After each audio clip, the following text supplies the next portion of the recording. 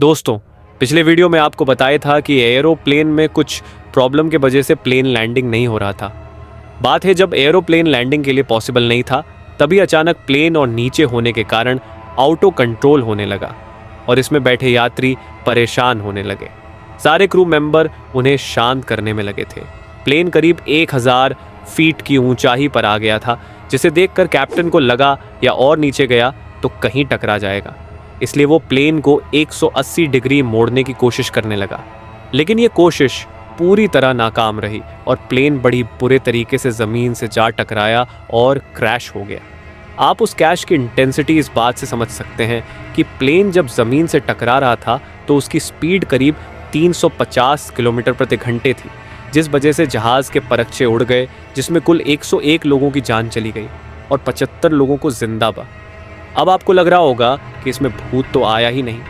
तो दोस्तों, अभी ये कहानी खत्म नहीं हुई है, बल्कि एक तरीके से यहीं से तो शुरू होती है।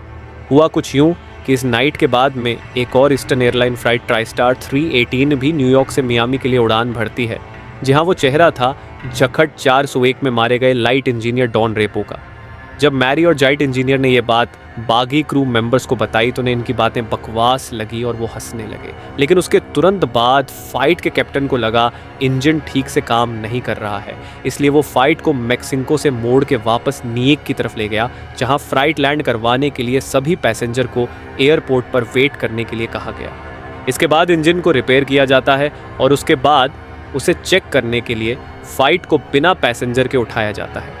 लेकिन इस जहाज़ ने जैसे ही उड़ान भरी, वैसे उसके लेफ्ट साइड के इंजन में आग लग गई, जिससे देख लॉर्गा के होश उड़ गए। मैरी और फ्लाइट इंजीनियर को सिर्फ डॉन रेपो की बातें याद आ रही थी, पर इसके बाद सारे ड्रा मेंबर को भी यकीन हो गया कि मैरी जो कहा रही थी वो सही था, और अगर वो इस फ्लाइट में बैठे रहते तो आज सारे पैसेंजर और क्रू मेंबर मारे जाते। इसके बाद इस फ्लाइट को थमोस्ट फ्लाइट 401 के नाम से जाना जाने लगा। बाद में जब फ्लाइट 318 की जांच हुई तो पता चला इस फ्लाइट का ज़्यादातर हिस्सा फ्लाइट 4 और 1 के मलबे से ही बनाया गया था, और वो ओवन भी फ्लाइट 4 और 1 का ही था, जो कि काफ़ी हैरान करने वाली बात थी।